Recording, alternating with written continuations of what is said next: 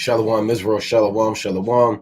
Brother Naquam, watchman for Israel, coming back at you with these precepts and another cold cut, giving, of course, all honor and all glory to Yahweh, by Shema Mashiach, Malak Bashai.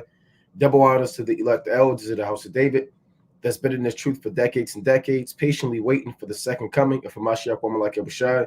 A hearty, mighty Shalom to all of the mighty men of the Most High God who are out there in the highways and byways, pushing this truth, magnifying the ministry, presenting their body as a living sacrifice, and enduring all things for the elect's sake. Shalom, shalom.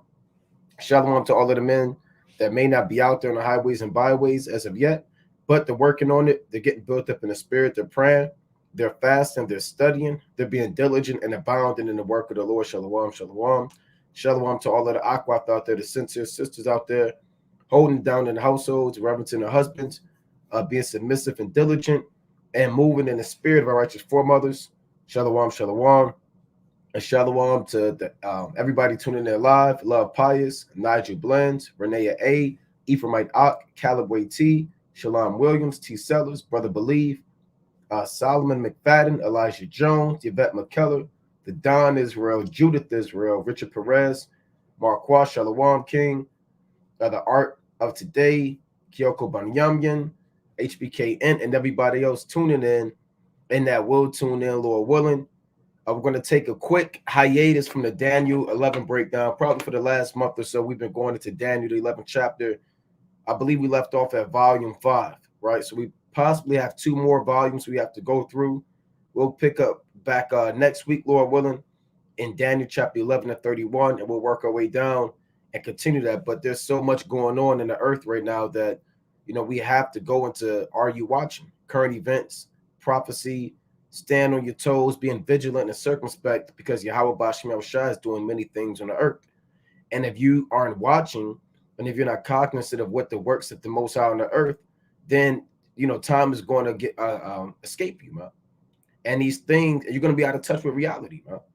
You're not going to know how soon you are to getting out of here, how soon Yahweh Shai's return is going to be, what prophecy is going to come next. Where do you stand when it comes to World War III, Jacob's trouble? All of these manifold prophecies are coming to pass. We want to know how close we are to getting out of here. So it's very important that we keep our feet on the watchtower, man, that we may see what the Lord has in store for us. So I want to go into a lot of things. I want to go into the movie Leave the World Behind. They got another movie called Civil War Predictive Programming. I want to go into these doomsday bunkers these elites are getting into. They're going into the chariots, and there's a lot more, right, through the spirit and power of Yahweh. By Shema Mashiach Malak Bashai. Right? Let's go to the book of Luke, the 12th chapter. Right? This is St. Luke, chapter 12 and 35. Right? St. Luke, chapter 12 and 35. Right? Salakia reads, "Let your loins be girded about, and your lights burning, and ye yourselves like unto men that wait for their Lord, when he will return from the wedding, that when he cometh and knocketh, they may open unto him immediately." So we have to be in the spirit of being on fire, man. Your loins girded about means that you're ready to go, right? Your loins girded, you're ready for war, you're ready for action. They would wear garments and they would gird their loins in the ancient world. And when they girded their loins, they were ready to make moves, man. You want your light burning. You want your candle burning. You want your spirit zealous for Yahweh Bashim Yahushua, right? You don't want to be stagnant or slothful in this thing. The Lord says you want to be like it's like and ye yourselves like unto men that wait for the Lord, when he will return from the wedding, that when he cometh and knocketh, they may open it to him immediately. Blessed are those servants whom the Lord, when he cometh, shall find watching. Verily I say unto you, that he shall gird himself and make them to sit down to meat, and will come forth and serve them. So when the Lord return, you want to be watching, right? It says, blessed are those servants whom the Lord, when he cometh, shall find watching, right? Meaning what? You're watching over your spirit, watching over the flock. You're even watching these prophecies, man. You're seeing what the Most High is doing on the earth politically, prophetically, and you're linking it in with the precepts, man. You're tying in current events in with the scriptures. And you're measuring the times pursuing the 2nd Ezra chapter 9. So you want to constantly be watching this thing, man. Your alternative media sites, your whistleblowers, you know, you got your mainstream media, and then you got the other media, and these inside guys, like I say, whistleblowers, AMTV, End Time Headlines, Al Jazeera, Reuters. It's a lot of in-game World War III, all of these different sites that kind of give you an inside scoop about what the Most High is doing on the earth, man. Right? About what Yahweh Bashim Yahushua is doing on the earth. Verse 38. And if he shall come in the second watch, or if he come in the third watch and find them so, blessed are those servants. Meaning the Lord can return in any time of the night. Remember, you have 4 watches. You had your first watch that began from 6 p.m. to 9 p.m. You had your second watch, which was 9 p.m. to 12 a.m. You had your third watch, which was 12 a.m. to 3 a.m. You had the fourth watch, which was 3 a.m. to 6 a.m., different portions and segments of the night. The night was divided to 4 portions. So in any time of the nighttime that we're living in, these last days of darkness, regardless of when, what period we're in, you want to be ready when Yahweh returns. You want to watch and prepare yourself accordingly, that you may be ready for the return of Hamashiach Yahweh, right? It reads, and this know, that if the good man of the house had known what hour the thief would come, he would have watched and not have suffered his house to be broken up. Yeah, a lot of people, man, when they get their house broken up or people break in, they rob, steal, they always say, damn, if I was there, right? Damn, if I stayed up, if I wasn't drunk, it didn't pass out. If I didn't do this, if I would have locked the door, if I would have did this. People are always looking back, man, once their house gets broken up. See, when Yahweh Bashim Yahushua returns, it's not going to be a, oh, damn, I should have. No, you're going to be destroyed, man. This is the thoughts of a man on earth, right? From a carnal breakup, man. He would have watched and would have not suffered his house to be broken up. You know that the Most High is coming to break up houses, man, right? And break through. Your house is your body, nations, dwelling places, man. The Lord is coming to destroy. He's the thief that's coming in the middle of the night, man. And he can come in the third watch. He can come in the fourth watch. A thief could break in your house at 9 p.m. He could break in your house at 12 a.m. Huh? Regardless, you got to stay vigilant and stay awake and not fall asleep so you can see and know when the Lord is going to return. Be ye therefore, this is Luke 12:40. Be ye therefore ready also, for the Son of Man cometh at an hour when ye think not. Right? And that's plain, man. The Lord is coming when you think not. Meaning all hell is going to break loose when you least expect it. Nobody's going to have a timer and a calendar, and they're just marking off the days, red day. Okay, well, 5 more days, 4 more days, 3 more days to the return of Yahweh Shah. Now there's any man going to be able to set a timer on their stopwatch and hit that button and count down 5, 4. No, man. The Lord, hey, all hell could break loose in the middle of this life, man. It could be a false flag. It could be martial law. It could be a nuclear bomb dropping. Right? All hell could break loose. And when this thing goes down, you want to be caught ready. You don't want to go into the end of the world and all hell breaking loose, trying to muster up and try to figure out how to get right with the Most High. Oh, man, let me throw away my weed. You flushing it down the toilet, man. You like that when you watch that movie Goodfellas. If anybody's seen Goodfellas, when goddamn, what's this guy's name? Ray Liotta's that so-called actor, right? He died, but I can't remember his name in the movie. But if you remember his name, you know who I'm talking about. And he got out and he was doing too much, for lack of better terms. I'm not going to say the whole movie, but if you watch it, you know what I'm talking about. And he got out, he had the helicopter following him. It's toward the end of the movie.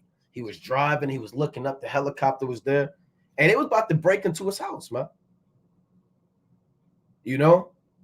So he had cocaine laid out and packages of this and kilos of this and money here and money here. And when they was about to break in his house, his woman had to hurry up and take up all of the coat and flush it down the toilet and try to get rid of it. It was too late by that time, you know. And that guy got arrested, and everybody that he was with got jammed up. You don't want to wait last minute to hurry up and try to get your stuff together, man.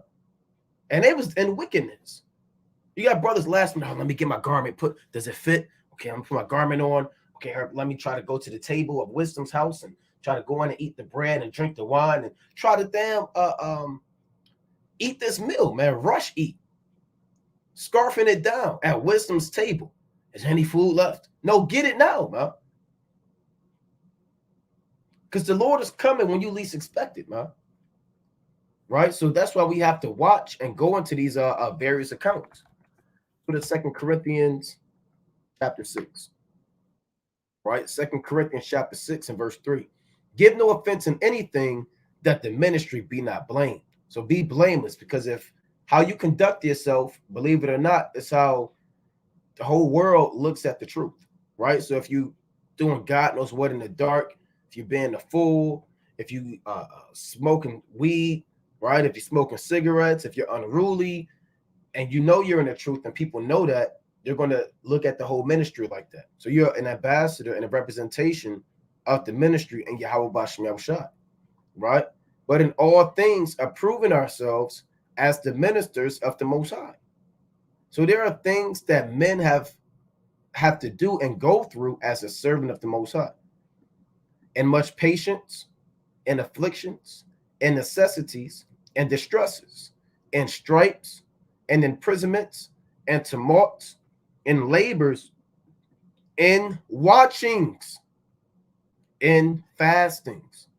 So the apostles were beat, whipped, right? The Lord said thrice, or the apostle Paul said thrice, I was beaten with rods. He said in prisons oft. They dealt with tumults in the book of Acts, right? In Ephesus and many places, man, Derbe, Lystra, and labors and watching. So part of being a minister of Yahweh by Yahweh Shai is watchings and even fasting. These are things that the servants of the Lord will be doing, in the last days, right? So I want to get first I want to touch on this, right? There's a few things I want to touch on. Right now, all things are created by Yahweh Bashem Yahushua, right? There's a lot of talk of this movie, and I seen this movie maybe I think I seen it Sunday, right? I think I seen a so-called Sunday or Saturday, one of those days after the Shabbat, right? So I watched the movie, and I had some tech issues. I couldn't really hear it the first time. Satan was kind of causing confusion, so I had to kind of move and watch it again, and I can actually focus and listen to it. And when I was watching this movie, man, this is called Leave the World Behind. If you didn't watch it, check it out. It's a very spiritual movie, right? Now, spiritual if you're in the truth. If you're in the world, you're not really going to know what's going on. You might perceive some things, or you might not. But all with that being said, this was made by Yahweh Bashem Yahushua. Now they say, okay, well, no, it was the Obamas, no, the Most High made this movie, right? The Most High made this movie as a warning, bro. Now, really, on a carnal level, these elites, you could say the Obamas, you could say the industry, the Illuminati, the Illuministic ones, the secret councils, the shadow government, whatever, that they made this movie. And there's something called predictive programming. A lot of these elites, they kind of tell you, and they mock the public, and they tell you what they're going to do before they do it, right? They tell you what they're going to do before they do it. Now, the title of this movie is Leave the World Behind. Let's get a precept on that.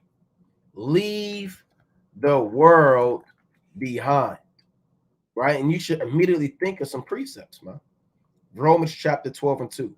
And be not conformed to this world, but be ye transformed by the renewing of your mind, that ye may prove what is that good and acceptable and perfect will of the Most High. So yeah, we have to leave the world behind. Now, when you watch that movie, if you didn't, I'm gonna tell you about the movie, man. So if you didn't watch the movie, you say, look, I don't want to hear about it, I want to watch it on my own, then that's fine. You can kind of get off the live, you can watch it later. You can do, spoiler alert, what they say, man. I'm gonna go all in the movie, right? Just a disclaimer. As much as I remember, I'm gonna go into it. So that's just a quick warning. Nevertheless, the Lord said, "Be not conformed to this world."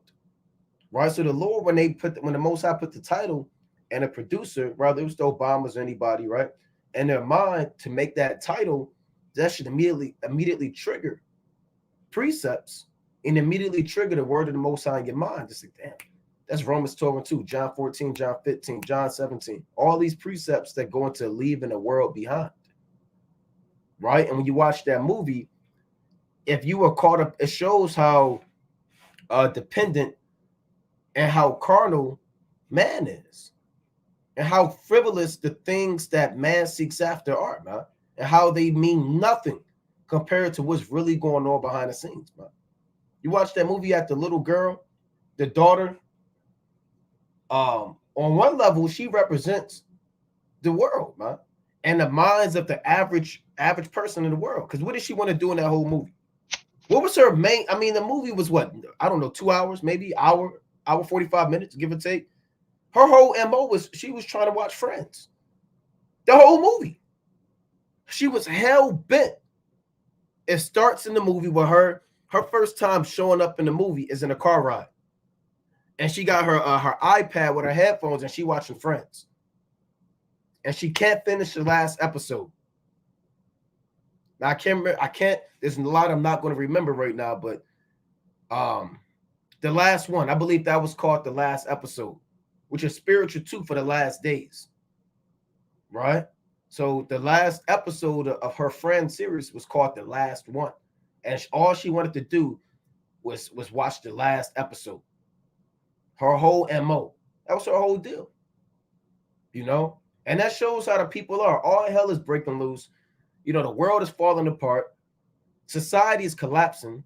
And people are still conformed to this world, man. And that's what's going on now. Right? That's what's going on now. Here you have World War III about to arise.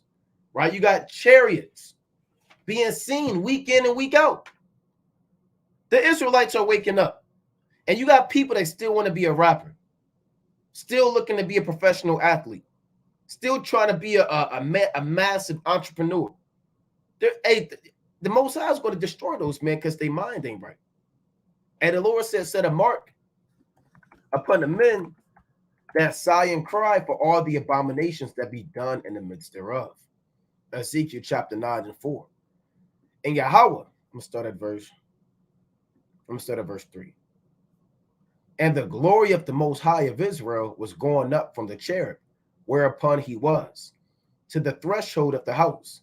And he called to the man clothed with linen, which had the writer's inkhorn by his side.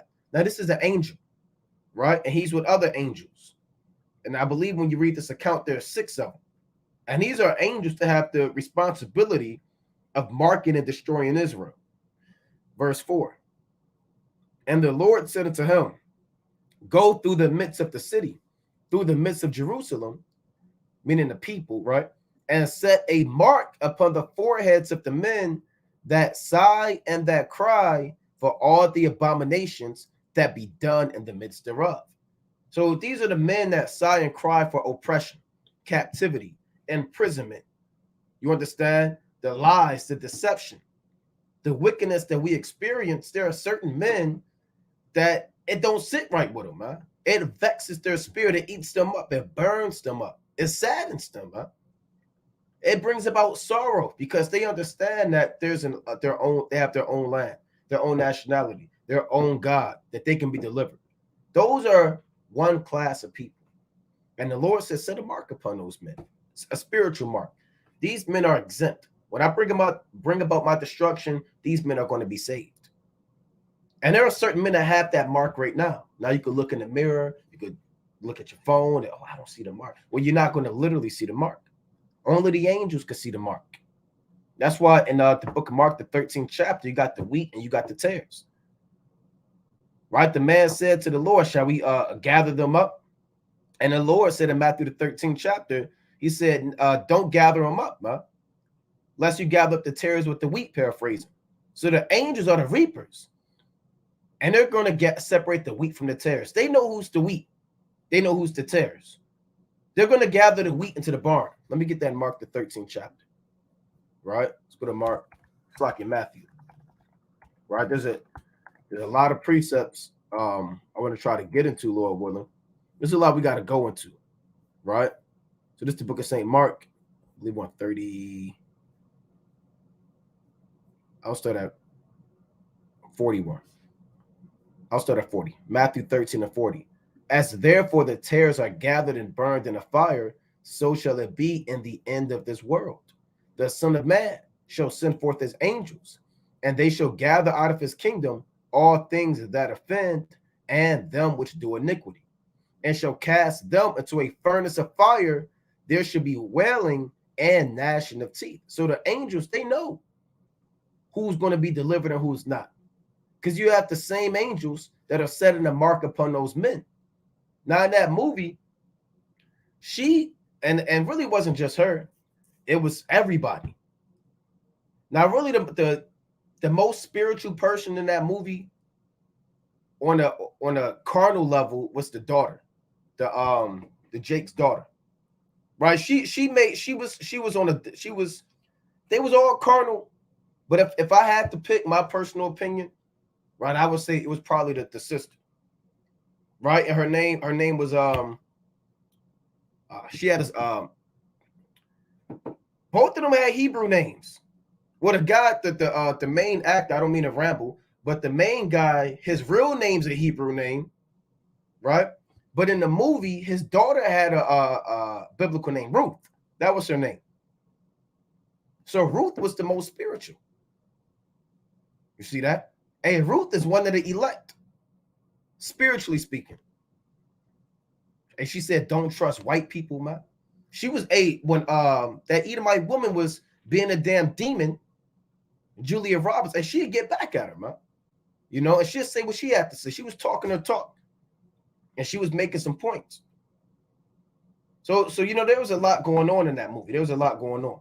But the point of the matter is, the daughter, the Edomite daughter, and the rest of that family, they represent the world, man. And her brother, all he wanted to do was freak off with that so-called white woman. This man's teeth was falling out in the movie, and he asked his father, "Do you think that that girl he was trying to date is okay? Do you think she's okay?" And that's what the people are thinking about. You're thinking about carnal things. Their mind is in this world. This man's teeth was falling out. All hell was breaking loose, and he got the audacity to ask his pops in a movie, "Do you think I don't know what her name was, Ashley or something, the so-called white woman that was on his phone, is she okay?" And the other one wanted to watch Friends. That's what the Most High, he's going to mark certain men. And there are certain men that just aren't sighing and crying. Certain men right now are thinking about the big game. Who's going to win the NBA playoffs? That's all they think about. They watch every sports news station. They watch reruns of ESPN. They're watching this and that, and they study it meticulously, man. Then you have certain people that are just so preoccupied with their job, and their job takes hold of them, man. And that's all they think about is being an employee. They're not sighing and crying for the abominations, right? Ezekiel 9:5. And to the others he said in mine hearing, "Go ye after him through the city, and smite. Let not your eyes spare, neither have ye pity. Slay utterly old and young, both maids and little children, and women, but come not near any man upon whom is the mark, and begin at my sanctuary." Then they began at the ancient men which were before the house. You see that? So the Most High is going to kill everybody except those that sigh and cry for the abominations that be done in the midst thereof. Put it John the 17th chapter. Right? This is John chapter 17 and verse, I'll start at 5. John 17:5. And now, O Father, this is Yahweh praying to the Most High, right? And now, O Father, glorify thou me with thine own self, with the glory which I had with thee before the world was. I have manifested thy name, right? His name is Yahweh, and his name is also, on a deeper level, his image, his character, the works, righteousness. It has been shown by the hand of Yahweh Shai, right? I have manifested thy name unto the men which thou gavest me out of the world. Thine they were, and thou gavest them me, and they have kept thy word. So the Lord says there are men that were given to Yahweh Shai by the Heavenly Father out of the world.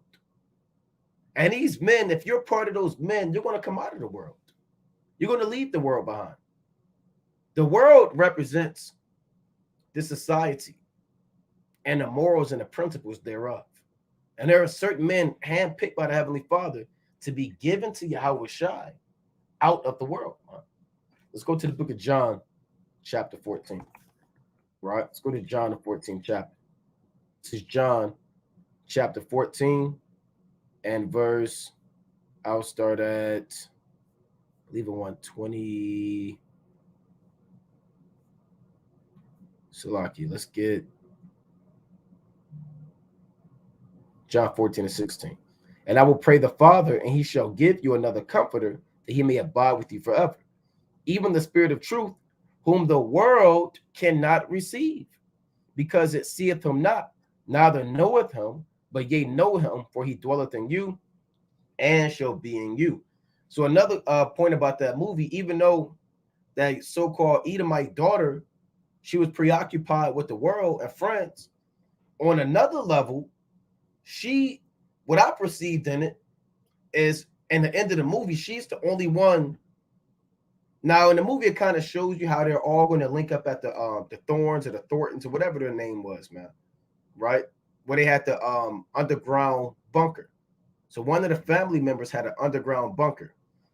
And they weren't at home at that time, because in the movie, you remember that the Jake said, I can't remember the Jake name, GH or something like that. He said that nobody's around at this time. Now, they was in Long Island, if I'm not mistaken, around the so-called summertime or so. And, you know, them rich people in Long Island, they on vacation in the Bahamas, Cancun, Bora Bora, Tijuana, right? They ain't trying to go out of space. They're not at home at the time.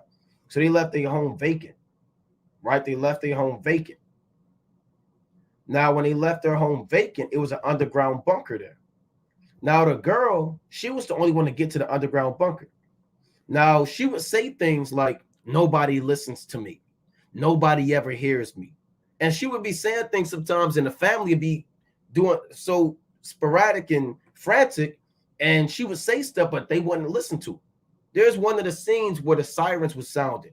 She said, I hear the sirens, I hear the sirens. And the family, they didn't hear it. And they said, what's that? She said, I hear the sirens, I hear the sirens.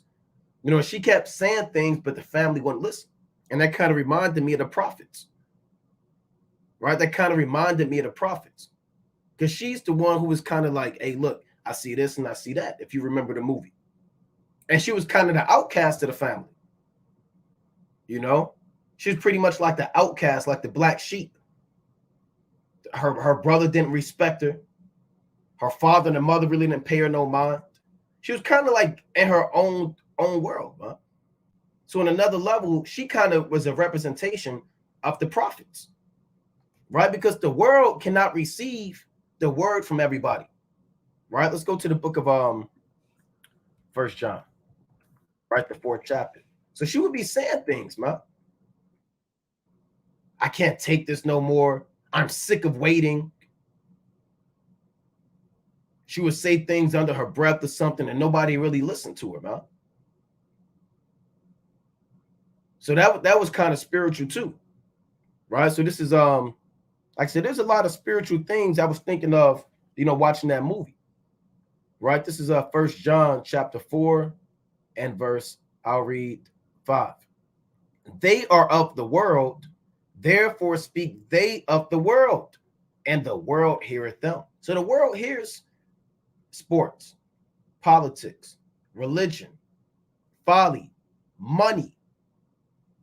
People will listen to those things. When you talk money, people listening. You talk politics, it's going to be a debate. You say who the greatest, Michael Jordan or LeBron James, a riot is going to break out. You say, are you Democratic or Republican? It's going to be big talk with these things, man. People of the world gravitate to worldly conversation. They are of the world. Therefore speak they of the world, and the world heareth them. We are of the Most High.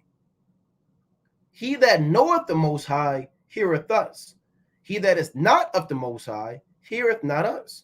Hereby know we the spirit of truth and the spirit of error. And those are the main two spirits in the last days. Yeah, you got lust, you got temptation, you got pride, you got vanity, you got arrogancy, you got all of these spirits on the earth, righteous and wicked. So lucky, but the main two spirits is the spirit of truth and the spirit of error. Who has the spirit of truth? The elect. Who has the spirit of error? Everybody else in the world. So when you watch that movie, everybody had the spirit of error, right? They didn't understand what was going on, man.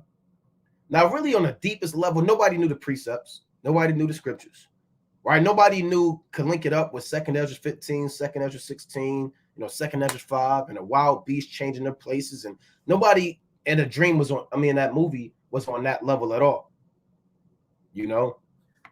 But nevertheless, people kind of represented particular things, right? So talk was going out, but nobody would listen.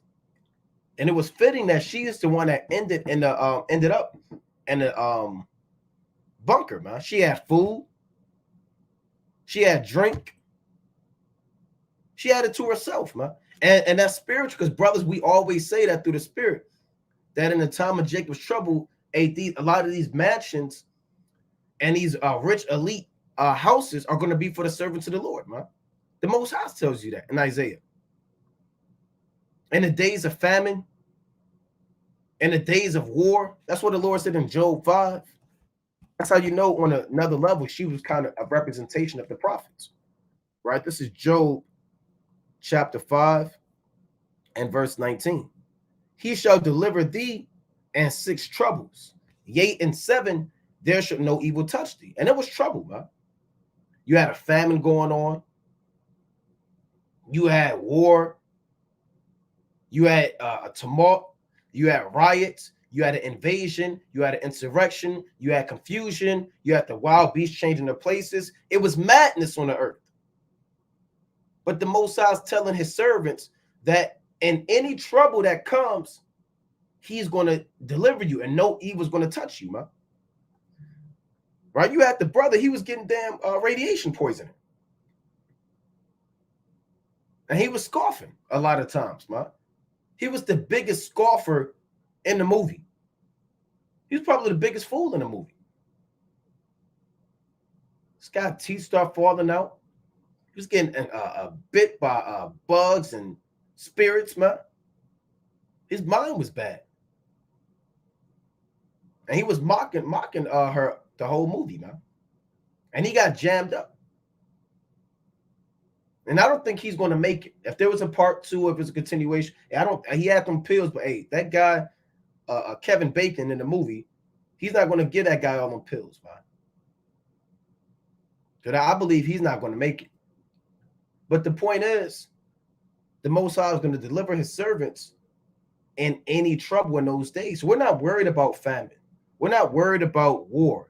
We don't fear a civil war coming to America. We don't fear Iran invading, if that's going to happen. We don't fear none of that, man. An EMP attack, a cyber attack, a blackout. We don't fear that. All we fear is the Most High. And when we read these accounts, we believe these accounts. Let's read on. Job 5 and 20. And famine, he shall redeem thee from death, and in war from the power of the sword. So she was redeemed from famine. She had a whole table, man. She had chips. She was eating like a kid. She had chips. She had juice. She had snacks. She had candy. She had water. She was set in a time of famine and war. Verse 21.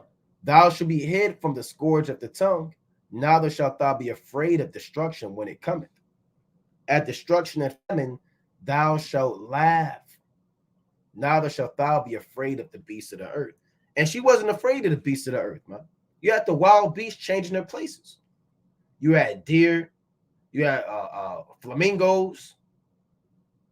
Now, I'm not sure where flamingos are from, but they're definitely not from Long Island. Right? I believe they live like somewhere in the tropics. So you have flamingos, you have wild deer, you had the wild beasts of the earth in those days. Let's get that in 2nd Ezra 5 about the wild beast changing their places. All right, let's go to 2nd Ezra chapter 5. Right? 2nd Ezra chapter 5. And I'm going to just put this out there. If you watch that movie and the truth and you didn't think of any precepts, that's not good. That's not good. It is not good. If you watch that movie and there were no precepts came to your mind, then you got to change something. You need to repent and study, man, and watch. There's no reason that anybody shouldn't have lost thought of at least, at the bare minimum, 3 scriptures. At least 3. I mean, certain things were just obvious. Oh, that's that precept. That's that precept. All right. So this Second Ezra, chapter 5 and verse 8. There shall be a confusion also in many places, and the fire shall be off sent out again. Right. And it was confusion in many places, man. You had cards dropping down that said death to America and Farsi and, Persian and Korean. You had riots in the city, people looting, robbing, killing, dead bodies everywhere, strange noises. There was confusion in many places. And the fire shall be off sent out again. And when you look at the city, they have fire and bombs dropping all in New York City. And it was sent out. And the wild beast shall change their places, and minstrel's woman shall bring forth monsters. So the wild beast, I mean, that was obvious in the movie, man. All of the deer. And they weren't violent. They were just, they didn't know what was going on, man. But a lot of things impact migrational patterns for wild beasts, man. Natural disasters, invasive species like men that just corrupt their habitat, man. Droughts, many things could lead to that, man. And what were the main things that led to the wild beasts changing their places, man? War and destruction on the earth. So the wild beasts got to move, man. They got to move for security. Like I said, so you saw all types of wild beasts changing their places, man. The Lord said in Job chapter 5 that you're not even going to be afraid of the beasts of the earth. And at destruction and famine, thou shalt laugh. So that girl, I don't remember her name in the movie, but she was secure. And that's the lot of the prophets. She essentially had the lot of the prophets. Let's get that in Isaiah, 23rd chapter. That's why, in my opinion, on one level, she represented the world, right, with her preoccupation and folly and vanity. But on another level, she kind of represented the prophets, because she would speak things and say things, but nobody really listened to her. And she was like the black sheep. And her last lot was her being secured. All right. So let's bring this out in Isaiah. Isaiah chapter 23 and verse 17. Right? Isaiah chapter 23 and 17. It reads, and it shall come to pass after the end of 70 years that the Lord will visit Tyre, and she shall turn to her hire, and shall commit fornication with all the kingdoms of the world upon the face of the earth. Now, this is really a dark saying going into Babylon the Great or America. Ancient Tyre was an economical powerhouse of exports and imports. When you read Isaiah chapter 26, Isaiah 27, 1 Kings, even the 5th chapter, with Hiram and Solomon, right? And David in the time of 1 Kings and Chronicles. Tyre was a mass producer of purple and other dyes, and he received in exchange many things from other countries, right? From Persia, Pathros, even Judea, right? Parts of Javan and, the Isles of the Sea. So what this is saying is that same spirit is going to come back on the earth. This 70 years is spiritual. Tyre is going to come back on the earth, but they're going to come back as America, because nowhere in history did they commit fornication with all the kingdoms of the world upon the face of the earth. Tyre didn't do that, but America's doing that. America's here, and they are spiritual Rome. They are spiritual Greece. They are the daughter of Babylon. America's Egypt, right? America's Persia. America's Tyre. and they're committing fornication with everybody. Everybody's in bed with America. Everybody has a church, an embassy, a military base, a dollar. Everybody's dealing with Babylon the Great on some form or level. Here's the point, though, in verse 18. And her merchandise and her hire shall be holiness to the Lord. It shall not be treasured nor laid up. For her merchandise shall be for them that dwell before Yahweh, to eat sufficiently and for durable clothing. So all of the wealth and the mansions and the things that they have, it's not going to be for them to enjoy. It's going to be for the elect. That's why in that movie, let me see if I can actually find the scene. They probably don't have the scene, but let's see if I can find it. Leave the world behind. Underground bunker.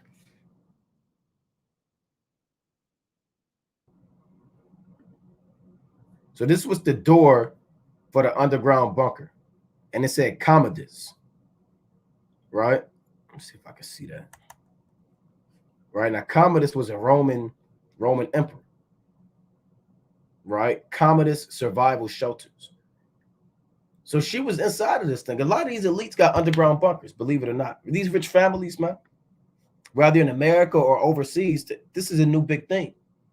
Ever since the pestilence that fell back in 2019, they say that nuclear bunker sales have exponentially increased.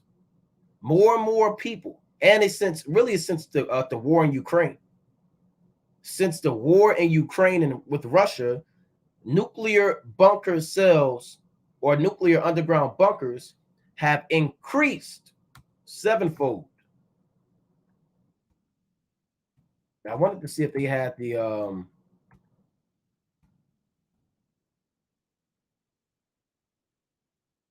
that he got an underground bunker we're going to go into at Demon, but they don't have it. They don't really have it. But when you watch the movie, you know what I'm talking about, right? This was the scene when she was watching her last episode, but she was inside that underground bunker, you know, with her NASA shirt on, and he had the Obey shirt on, and that's that predictive programming, that sorcery, trying to put into your mind those subliminal messages. Obey NASA, right? And we'll touch on that too. So the point of the matter is, we're not worried about a famine and destruction in the earth because we see what's going to happen to the servants of the Most High. The Most High said, my servant shall eat, but ye shall be hungry. Go to Isaiah chapter 65. Isaiah chapter 65 in verse 12. Therefore will I number you to the sword, and ye shall all bow down to the slaughter. Because when I called, ye did not answer. When I spake, ye did not hear, but did evil before mine eyes, and did choose that wherein I delighted not. And as she was telling them about the sirens and about how she perceived things was happening, nobody listened. Bro. She was telling her brother, and Pete, that's like the word of the Most High. Well, giving the word out, but people aren't hearing. When I spake, ye did not hear. We said, put the blunt down, keep the Sabbath, come out of the world, repent from sin, come back to the Most High. Here's his name. Here's his son's name. I don't want to hear that. That's a white man's book. Oh, who wrote that book? There ain't no God. I am God. Right? All of that BS. So what is the Most High saying then? Verse 13. What's going to happen? Therefore, thus said the Lord God, behold, my servant shall eat, but ye shall be hungry. Behold, my servant shall drink, but ye shall be thirsty. Behold, my servant shall rejoice, but ye shall be ashamed. So his servants are going to eat, man. They're going to be protected. And she was set, man. She was set. I remember I had a dream like that. This was maybe 4 years ago or so. It was all hell breaking loose. And it was madness, man. I was back in Detroit. I was in front of my so-called grandfather house, and I was sitting down with a bunch of brothers in the camp. We had like this table table you see at the park, the wooden table. They call it a so-called picnic table or whatever. And we was eating. It was me and it was a few brothers there, right? I remember Malachi was there, and it was a few brothers. I can't quite remember. And I think all hell broke loose. We heard these sirens. So the brother said Psalms chapter 50 and 15, Psalms 50 and 15, Psalms 50 and 15, right? And that was part of that. Pull that real quick. Right, this Psalm chapter 50 and 15. And call upon me in the day of trouble. I will deliver thee, and thou shalt glorify me. So a brother was saying Psalms 50 and 15, Psalms 50 and 15. I never forget it. And brother stood up and they started, calling upon the name of the Most High. And then in that dream, people got kind of separated one from another. Just like in that movie, everybody got separated. And this Edomite woman, she had to be like a surgeon or a doctor because she had her, I can't remember the doctor outfit, what they call it. But, she had her blue, her outfit on, her doctor outfit or so. And with her little badge and all of that. And she kind of told me to come in the house. And I'm like, I'm not coming in the house. So she grabbed me, this Edomite woman, grabbed me up and take me in the house. And she kind of pressed this button and lift up this this heater vent, but it turns to like this like elevator, like compartment thing, and she throw me in there. She threw me in there and put me down there, and I landed on the ground. And I remember I saw Yardan down there, and it was like this underground bunker, but it had food. I remember it was a pool table, it had a bartender, it had a flat screen, it had a couch, it had a lounge. So she had this whole thing set up. So she took me and she threw me in there. I think the Most High put the spirit on her to do that. And I never forget that dream. And it also reminded me of what happened in that movie, man. A lot of these people, these elites, these rich men, they have these things set up, man. That's why in Isaiah 23, it says what it says. It says, for her merchandise shall be for them that dwell before the Lord. Who dwells before the Lord? His servants, day in and day out, to eat sufficiently and for durable clothing. Right? This man, where's this guy at? This guy has a nuclear bunker himself, man. Why is Mark, this from End Time Headlines, right? Why is Mark Zuckerberg, and he's a demon. He's definitely a child molester. Now you can say, well, look, prove it. Show me the receipts. Show me the article. I don't have it, right? I don't have it, but this guy's definitely into something.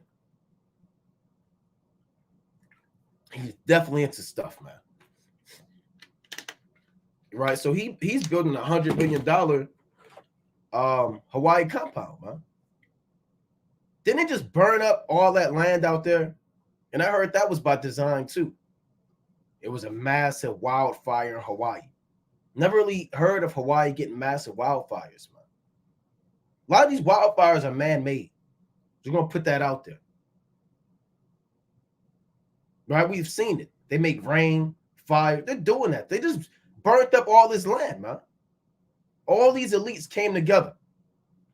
And they just cleared up all this land. Now this guy, he's building an underground bunker. What are they going to turn Hawaii to? Some Elysium? Brother seen the movie Elysium, man. It was like a safe haven for all of the rich elites. And that place was kind of up in the sky. And you had the regular men kind of living on the earth. And they was kind of poor, trying to survive, trying to eat, trying to see how they could make ends meet. And then up in the damn firmament, you had all these billionaires and trillionaires kind of living large. So I don't know if they plan to turn Hawaii to a rich elite safe haven when war comes and all of that. And this guy, he's the first one to do it. I don't know. I can't prove it. It's a suspicion, but it's strange, man.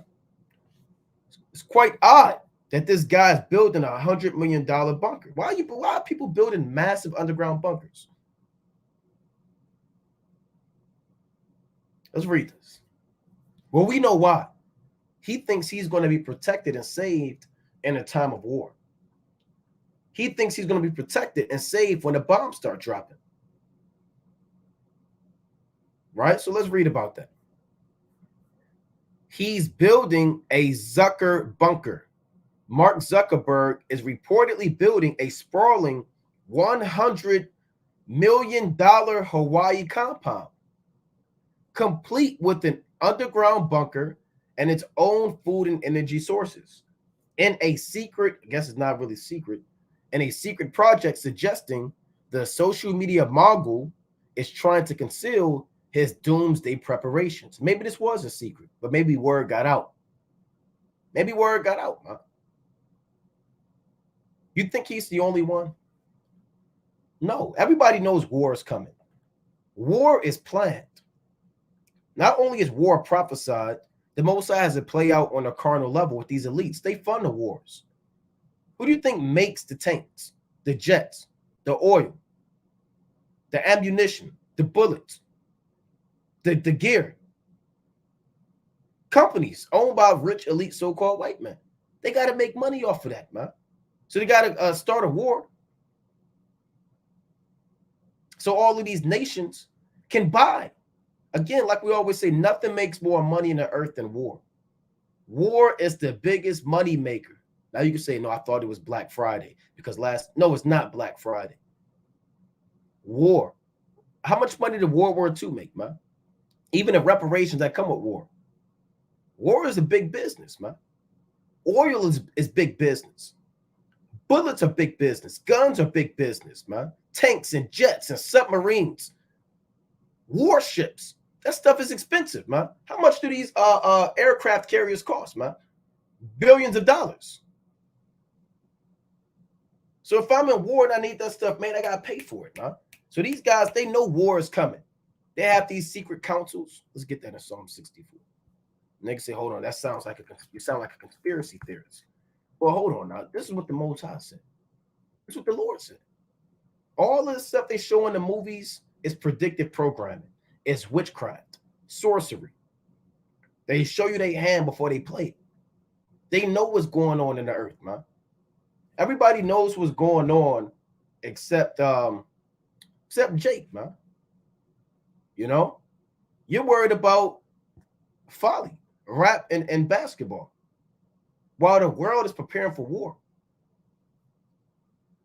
Psalm 64 and 2. I'm going to start at 1. Hear my voice, O God, in my prayer. Preserve my life from fear of the enemy. Hide me from the secret counsel of the wicked, from the insurrection of the workers of iniquity. So there are secret councils going on of the wicked, right? And you're not invited. LeBron James is not invited. Jay-Z, he's not invited. Oprah is not invited, right? Not everybody's invited. A lot of these belong to the secret councils. Now in the movie, they tell you about the secret councils. The guy GH, he sat down across the table from the Edomite woman.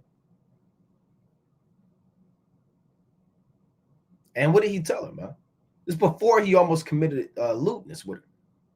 He told about this friend he had. Now the guy had a military job. Now I don't remember exactly what it was, but pretty much he dealt with like with war and money and military. He was tied in. He was up in Jake, man. You know, he was kind of up there. He wasn't up there like the Rothschilds and Rockefellers. Hey, this guy, he was up there in the movie, right? This guy, the Jake, right? This brother, right? He was up there. He was well connected, and he knew people that knew people. Now he was like one level kind of below the guys like Mark Zuckerberg. He worked for a guy like Mark Zuckerberg, and he said that that his friend. Now I seen the movie Sunday, right? You know, I could have watched it again, but you know, I watched it one time. So bear with me if I'm kind of missing something, right? You know, miss a word or mispronounce a name, right? But you know, I'm going off the spirit. So essentially, he was talking to this guy, and the guy told him, man, that he mockingly said that he has a secret council that he goes to. Now, did he say those exact words? More than likely not, but essentially said there's a secret council. Now, he said it in a joking fashion. And this guy responded to Jake and said, what is that, around, you know, the winter solstice, which is December 21st, right? December 21st. So he talked to him again and said, take care of yourself. I believe that's what he told him. He kind of said, take care of yourself. But the Jake perceived it as, I'm never going to see you again. A lot of those elites knew what was going on Earth. They knew about that invasion, the cyber attack. They knew about it. And they went off to God knows where to prepare. He said, only if I could take you with me, I believe, man. And that was an Edomite. And Jake was left out. Jake was left out. Jake, you're always going to be left out, man. You're not invited. Even Ruth said, don't trust white people in a time of trouble. And this guy was kind of trusting that so-called white man. I need to know if you are with me. Esau's like, I don't know what you mean. I need to know if you are with me. If you're going to be here with me. So this guy, I don't know what's going to happen to him if they had a part 2 or continuation, but he needs to get his mind right and start listening to what his daughter said. Drive with Esau. I need to know if you're with me, man. Pulling a gun out on an Edomite for a so-called a white boy, man, a white man. So his mind wasn't right. Right? His mind wasn't right. He was withholding information. He was emotional, and he lacked poor judgment. And he tried to befriend Esau.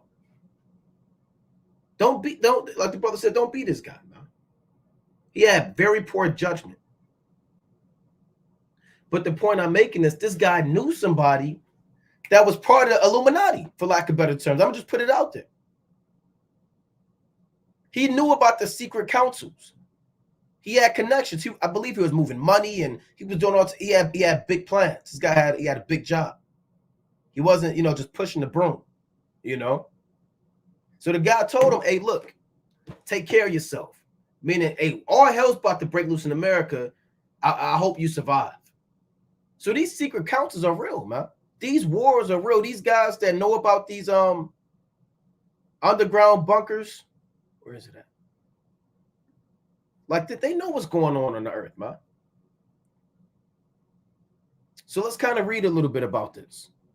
Right? Remember, Esau, he deals with sorcery. Go to Isaiah chapter 47. Let's prove that. Before I go back to that. Isaiah chapter 47 and verse, I'll start at 10.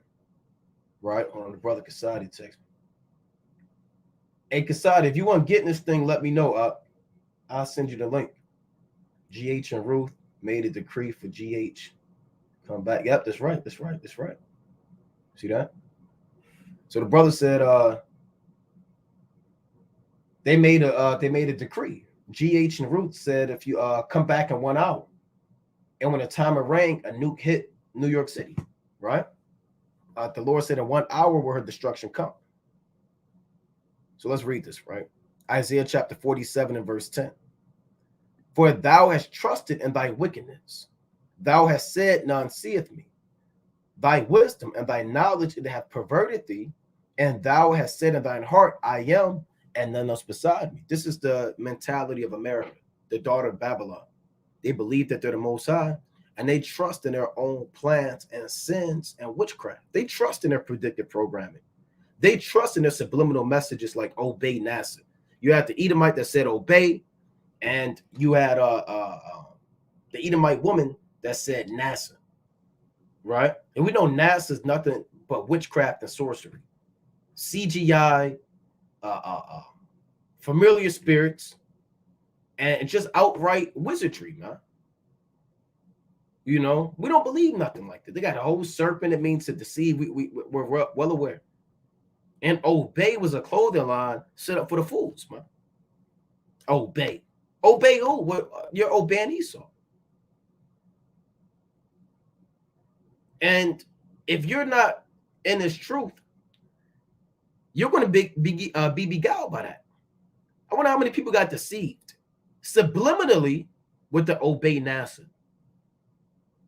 So now Esau's putting out all this information, and in your mind, you're like a zombie. You're obeying it, whatever they say, or a comet attack, a solar flare is going to lead to a cyber attack. Esau say all types of stuff like that, man.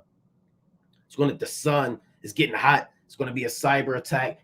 They just said something like that a few weeks ago. I don't know if brothers remember that, right? They just said something like that. The sun is going to put out a solar flare. It's going to cause a blackout. People are going to believe that, man. See, Esau want to wipe his hands and put it on all these different departments that cause all of this confusion, right? So let's kind of read on. Verse 11. I'm going to jump down to 12, straight to the point. Stand now with thine enchantments and with the multitude of thy sorceries, wherein thou hast labored from thy youth. If so be, thou shalt be able to profit. If so be, thou mayest prevail. So Esau has enchantments. I'm not making that up. Right? You can't say you guys are conspiracy theorists. You guys are just, winging it. You can't prove it. Where's the facts? Well, the facts are the scriptures. What did the Most High say? He says, Babylon the Great, they have enchantments. And those Obamas, know about the enchantments. When they put 9/11 out there, the pestilence, all that stuff is planned. They plan chess. They plan stuff hundreds of years in advance. They know that war is coming. They knew Pearl Harbor was going to be bombed. They knew about World War II, man. And the deals they made with Amalek behind the scenes. I don't know if anybody told you, but this whole world is a game to the so-called white man. It's like a board game, a chessboard. And if you don't know what's going on, you're going to be caught out there, man. So they have enchantments and they have sorceries. And that's what, when the Most High said, wherein thou hast labored from thy youth, it means since its inception. This is not a new thing. This didn't come with AI technology, Chat GPT. No, all of this stuff has been going on from the 1700s. All of the so-called founding fathers, your George Washington, your John Adams, your Thomas Jefferson, your Benjamin Franklin, your James Madison, all of these men have been tied into sorcery and witchcraft, Freemasonry, idolatry, lewdness, and lust. From its beginning, they've been laboring in this stuff from their youth. The Most High said, even in spite of all of that, see if you can still profit. See if you can still prevail. So they plan all of this stuff out, man. Mark Zuckerberg and all these guys, they know about some of this stuff. So let's go back and read this. All right, let's go back. So I want to kind of get this art. There's a lot we got to go into. Right? Let's see where I'm at with time. Right? Let's see where. All right, so let's kind of get back on this. All right. Why is Mark Zuckerberg building a $100 million Hawaii compound with a massive underground bunker? Okay, let's read this. The Facebook's founder complex called Kulau Ranch is already partially constructed and is shaping up to be one of the most expensive personal construction projects in modern history, according to a wide investigation of property records and interviews with contractors. So this guy, he got big plans, man. Right? The compound on Kulai Island will consist of more than a dozen buildings with 2 central mansions that will be connected by a tunnel that leads to a 5,000 square foot underground shelter with an escape hatch accessible via a ladder. The property will house at least 30 bedrooms. So who is this for? You think this is just for him?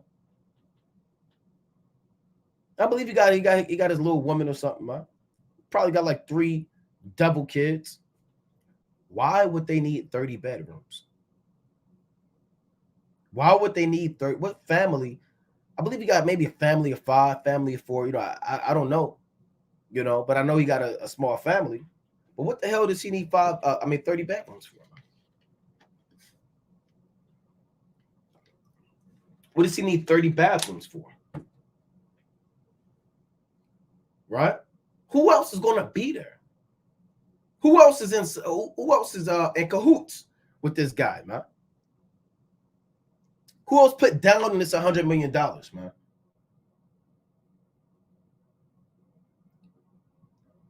This is like a safe haven. for the wicked. That's why they be burning up all these buildings and clearing up space and pulling a Nero. Nero did that. Nero burnt down half of Rome, a third of Rome, so he could build his own palace and blamed it on the Jews. Esau burned stuff down, right? Esau burned stuff down, and then he blamed it on wildfires and forest fires.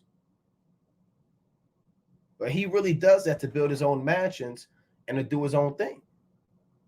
So the property will house at least 30 bedrooms and 30 bathrooms, and will also feature dottings of guest houses and a group of 11 disc-shaped tree houses joined together by rope bridges, according to plans revealed by the outlet. The subterranean bunker will hold a living space and a mechanical room and feature an apparent blast-resistant concrete and steel door.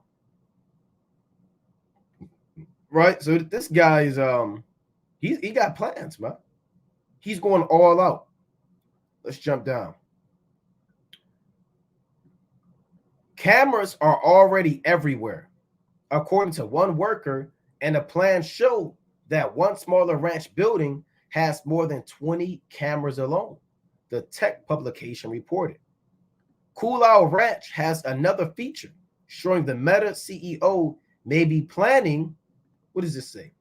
May be planning for some sort of apocalypse. Planning for some sort of apocalypse. In the movie, the Edomite Kevin Bacon, that was his that's his real name, you know, who was the Doomsday Prepper, who they thought was crazy. And he was planning for an apocalypse, man. He was buying water, you know, getting all his food prepared as non-perishables. He had medicine. He had weapons. And this guy, he was ready, man. He kind of knew some stuff, had some agendas. There are people right now planning for the apocalypse. The apocalypse is with the end of the world, Revelation, right? It reads, let's sit on that, right? So he's planning for some sort of apocalypse. This is 10 incredible, this is from December 11th, right? A few weeks ago. 10 incredible billionaire doomsday bunkers you're not invited to. And doomsday bunkers is in the Bible. It's prophesied that men will go into doomsday bunkers. The Revelation, the 6th chapter. Prophesied. Revelation chapter 6 and verse 12. And I beheld when he had opened the 6th seal, and lo, there was a great earthquake, and the sun became black as sackcloth of hair, and the moon became as blood. So that's an eclipse in the blood moon, right? And the stars of heaven fell into the earth, even as a fig tree casteth her untimely figs when she is shaken of a mighty wind. You know, so those bombs starting to drop, right? The stars of heaven aren't actual shooting stars, meteors and comets, right? And asteroids that NASA makes up, right? These stars are really hip talk for the missiles, because that's the best way John could describe them. Remember, he was describing futuristic technology with what? With an ancient mind, right? So he called these missiles stars. Man. Verse 14, what is the effect of them when they hit the earth? And the heaven departed as a scroll when it is rolled together, and every mountain and every island were moved out of their places. So the island of Hawaii and Coolau Ranch can't save you, right? That's going to get jammed up too. And the kings of the earth, and the great men, and the rich men, and the chief captains, and the mighty men, and every bondman, and every free man hid themselves in dens and in the rocks of the mountains, and said to the mountains and rocks, fall on us, and hide us from the face of him that sitteth on the throne, and from the wrath of the Lamb. For the great day of his wrath is come, and who shall be able to stand? So you have kings of the earth, great men, rich men, billionaires, CEOs, chief captains. It says bondmen. You got people that are poor with doomsday bunkers and, You know, they bought a damn trailer and they hooked it up and they made it, you know, whatever, man. Put the radio in there and a bunch of mac and cheese, right? Some canned goods and Campbell's soup. You got bond men doing it too. You got free men, right? But the point is, everybody's going to hide themselves in dens and in the rocks in the mountains, man. Right? These things are real through the spirit and power of Yahweh Bashma Mashak Malak Yahushua. Right? Let's go to Isaiah, the second chapter. Right? Isaiah chapter 2 and verse 20. And that day a man shall cast his idols of silver and his idols of gold, which they have made each one for himself to worship, to the moles and to the bats, to go into the clefts of the rocks. So you're going to all the money, all the materialistic things, and you're going to leave it all behind to go into the clefts of the rocks and into the tops of the ragged rocks for fear of Yahweh and for the glory of his majesty when he ariseth to shake terribly the earth. So you have these guys buying and prepping. Like in that movie, you had the Thorntons or the Thorns, right? They had that security, right? And thorns, Yahushua had thorns, a crown of thorns, right? And by his blood or with his stripes, we are healed. So this is an article, right? 10 incredible billionaire doomsday bunkers you're not invited to. Now I'm going to read this whole article. I'm not going to play every clip, but this is a good read right here, man. This is from Listverse, right? Now this is recent, December 11th, 2023. Now let's see this. The Oppidum, right? This is another underground military base. Let's see if we can play this. See that? World war. You see that? Climate change, economic collapse, global pandemic, nuclear winter. Let me see if I can get the sound in there. Let's play one of these. I'm not going to play them all, but I'll play one. All right, let's see. Hold on. So they just, Esau just telling on themselves, man. Right? Esau just telling on himself.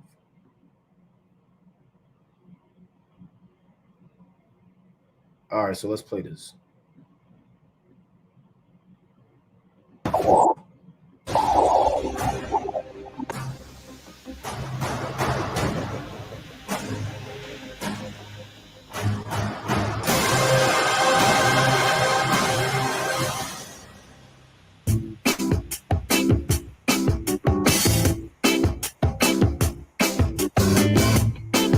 So it says, in the event of a catastrophe, how will the super wealthy survive? Introducing the Oppidum.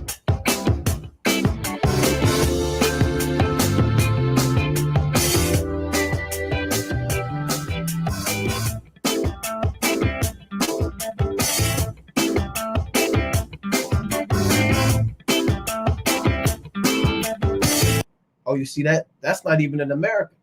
Hey, so when we get these slaves out, more than likely they're going to be in the Oppidum.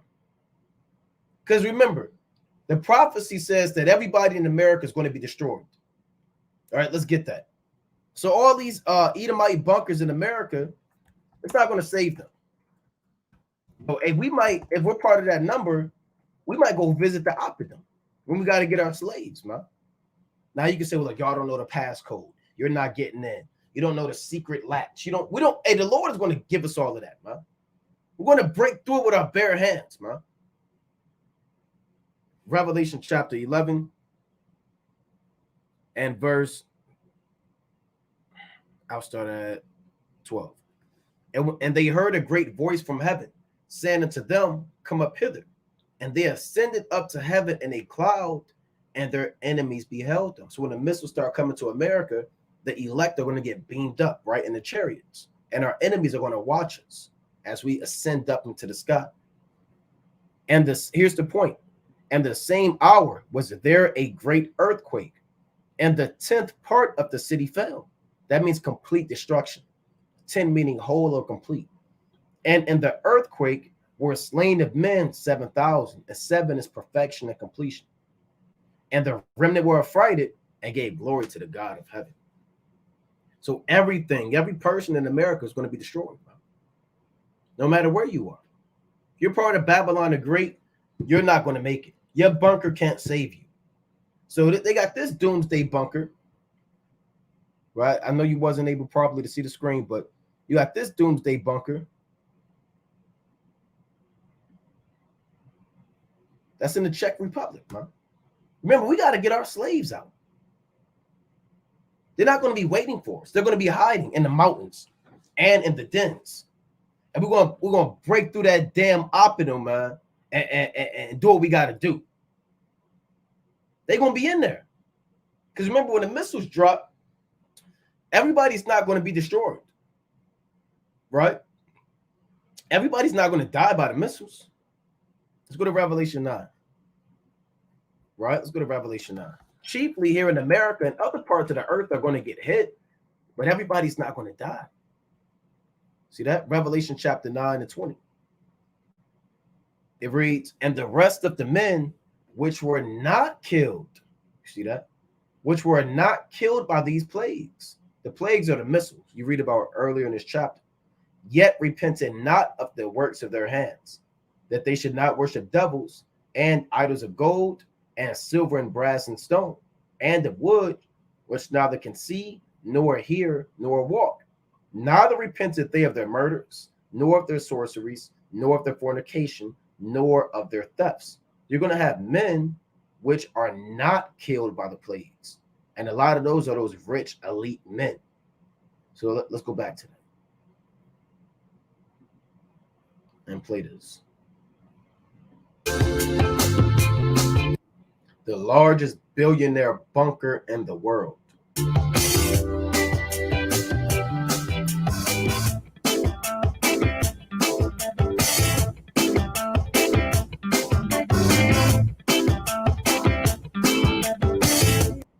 And one more point, another part about that movie is those elites, the Thorns, they left the underground bunker unlocked. They left it unlocked because, I mean, why would they think that they would need it? Esau dwells in security. The Lord said in Psalm 73 that they are not in trouble like other men, neither are they plagued like other men. Therefore, pride compasseth them as a chain, and violence covered them as a garment. So they left it unlocked. Jake, you don't leave your stuff unlocked, man. You got 4 locks on your door. You got the one on the doorknob, you got the one that turn, you got the chain, you got everything. You got the bolt lock. You know, you might have that little thing that you buy now. You kind of stick it up under your door.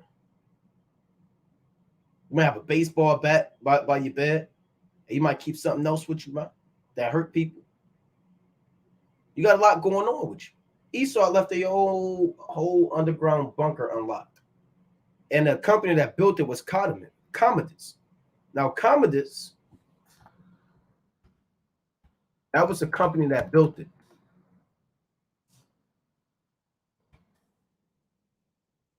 Right? Commodus Shelter. Now, Commodus was a Roman emperor. Right? Let's see. I'm gonna go back to that. I know you probably can't see the screen. Right? That's okay. But I'll just see if I can find it. If it's worth changing the screen, I'll show it.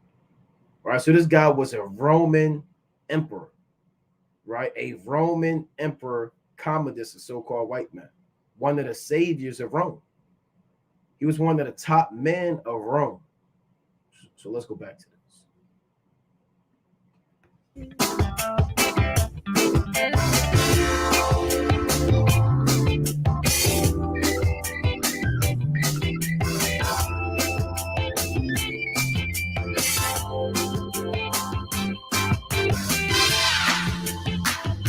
These devils proud, man. They got other leisure activities. While the world is falling apart and bombs are dropping and babies are dying, and cities are cast down, they have other leisure activities. Pool, backgammon, Esau, and all these damn Yahtzee is weird games, man.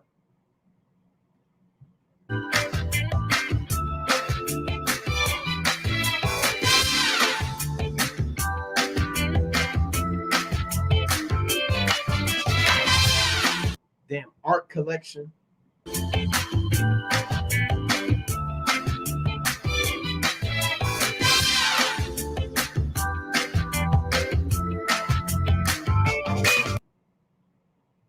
It's like a city. They have their own city underground, man. And Jacob barely pay rent above ground. Esau's living good below ground.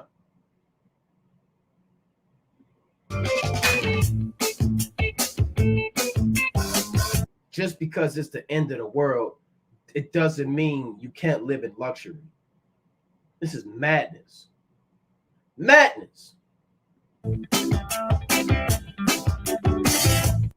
Right? So they got this whole thing going on, man. Right? They got this whole deal going on. So they got all these underground bunkers. I'm not going to play every one. You can watch them on your own. Right? They got the Europa one. Right? 5 million. The survival condo. They got all these underground military bases, man. You know, so part of that movie that I touched on was the fact that Slovakia was the fact that the so-called bear with me. Let me share the screen again. Bear with me. That young girl was in that underground bunker, right? That she was in that underground bunker and she was protected, right? She was protected. Now, like I said, there's a lot in that movie. You also had all of the dead bodies cast out, right? The Lord said the dead bodies are going to be cast out like dung. Let's go to 2nd Ezra. First, let's go to 2nd Ezra 15. Let me get another quick point. Right? First, let's get this. This 2nd Ezra, chapter 15 and verse. I'll start at. Boy, this whole thing is good. Verse 19. A man shall have no pity upon his neighbor, but shall destroy their houses with the sword and spoil their goods because of the lack of bread and for great tribulation. So in that movie, you had the Jake pulling a gun out on an Edomite, man. Now, they normally wouldn't conduct themselves like that. And those guys had, that guy was a contractor. The guy, Kevin Bacon, who had the medicine and gave the medicine to the son. And that guy said, look, I knew a barter system would come. A barter system is when an exchange of goods, no currency involved. I give you a baseball bat if you give me a helmet, right? If you give me medicine, I'll give you 3 leaves, right? That's a barter system. So that guy, he pulled a gun out on him, man. And that guy wanted medicine. He said, no, I'm not giving you no medicine, man. He pretty much told him, you better figure this thing out on your own. Right? And the guy said, go back to your car. He said, get off my porch and go back to your car. And the guy, you know, these two guys, they were trying to figure out, well, you know, why is he saying that? You know, what's going on? Right? Why is this happening? Why is he treating us this way? Right? Why is he treating us like this? I thought we were neighbors. Hey, in tribulation, the Lord said that man shall have no pity upon his neighbor. Man. Resources are going to be limited and few. When supply is low, man, and its value, demand goes up. And you're going to have to protect what you got, man. You know? So this guy, he pulled a gun out. He had a shotgun, I believe. He had bullets in it. And the Jake had a gun. Now, again, this Jake, his mind wasn't right.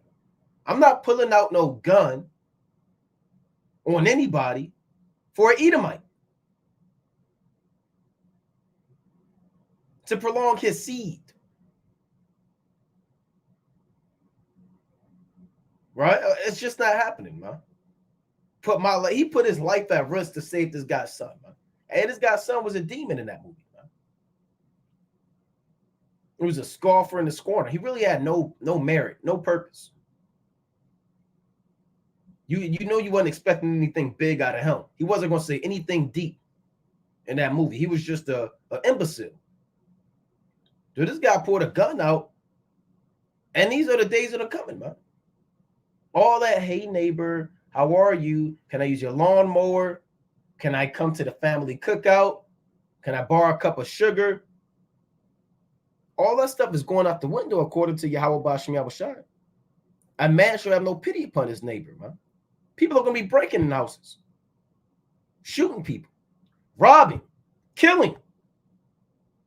Like we always say, they always going to do that first. Hey, look, it's Joe. I want to find out. I heard, do you have any bread? My family hungry. We kind of ran low. Can I get a loaf of bread? Right? Oh, no, I'm sorry. I'm sorry, Joe. I don't have any right now. I wish you the best of luck. Maybe you could try the Johnsons down the street. Right? Then Joe comes back and he's knocking a little bit harder now. Because Joe is very hungry, man. And his family's hungry. His son is hungry and his daughter's hungry. And his woman is complaining, Joe, how come you can't get us no food? Joe, we hungry. We need to eat. Joe, you need to get up and get us food. So now Joe is pissed, man. Joe could last a little bit longer than his family. So Joe is going back to the Smiths, man. And he's knocking, and he want that bread. So he's walking up on the door. Hey, look, I told you, look, we don't have no bread. I'm sorry, I can't help you. So, he tried to close the door, but Joe got like a bat and kind of put the bat in the door or his foot in the door. Somebody put the foot in the door, and that's a big deal. So Joe kind of put his foot in the door and he threw a laugh, man. I don't mean to be like this. I'm normally not like this, but, I really need some bread. I know you have the bread. just give me the bread and, nobody gets hurt. Now, if this guy, in his house, if he doesn't respond quickly, Joe's going to get in his house. So he has to defend himself, man. He might shoot this guy in the foot. He might start pushing on the door. Joe kind of pushing. Right? Hey, this guy, Smith, he might have his sons with him, his family. They pushing back, and they might get Joe out of there, man. Joe running across the back. Hey, Joe might break their window with a bat, man. And Joe might try to climb through that window. Then Smith kind of meet him up front in the back, and they start fighting, man. They wrestling for the gun. They reach for the gun, and Joe kind of get his gun, and Joe shoots Smith, man. And he shoot his sons. Joe's shaking. I can't believe I did this. Hey, but Joe, he got to get that bread. So he's rummaging the cabinets. The woman come down. She's screaming. Hey, he shoot the woman. He didn't plan on doing it, but he shoot the woman. He take that bread. Hey, he look for whatever he could got. He bag it up, and he take it back to his family. He bring it back to his family. He bring it to him, and he start crying. His woman say, what's wrong? He said, look, don't worry about it. We'll talk about it later. Just eat. And that's what this is talking about, man. 2 Ezra 15 and 19. A man shall have no pity upon his neighbor, but shall destroy their houses with the sword. The modern day sword is the gun. And spoil their goods, meaning rob them. Why? Because of the lack of bread and for great tribulation. So, that was another heavy scene in that movie, right? It reminded me of 2 Ezra 15 and 19, right? Then you have the dead bodies. Let's get the dead bodies cast out as dung, right? The dead bodies that was just cast out, man. And there was no man to bury them, right? There was no man to bury those bodies. Well, this whole 2nd Ezra is good, man. This whole chapter's good, right? This whole chapter's good. Let's start at 2nd Ezra, chapter 16. And I'll start at this whole chapter. I will start at 22. For many of them, right, Salakia, for many of them that dwell upon earth shall perish of famine, and the other that escape the hunger shall the sword destroy. And the dead shall be cast out as dung, and there should be no man to comfort them, for the earth shall be wasted, and the city shall be cast down. So it was nothing but dead bodies everywhere. And it got to the point where I thought of the precept as well, where the Lord said that man shall desire to hear one's voice. Because the mother, so-called Julia Roberts, she was bugging out, man. She was bugging out. And it was like, man, I missed the city. I missed the people. I missed the sirens. I missed the arguments in the streets. I missed the sound of the pedestrians. Because, hey, when your mind kind of start playing tricks on you, man. When you're isolated from population for so long. So this was a big deal, man.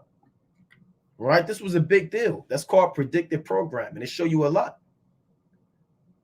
There's a lot more. Even in the beginning of the movie, it starts off with 666. I believe the alarm said 6. Something else said 6. Let's see if we can find that.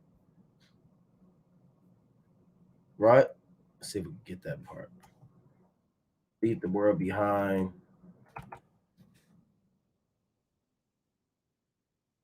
See that? So you add a 6 on a coffee mug, you add a 6 on the alarm clock, and you add a 6. All of the rest of the numbers was covered up except this. So it started off with destruction.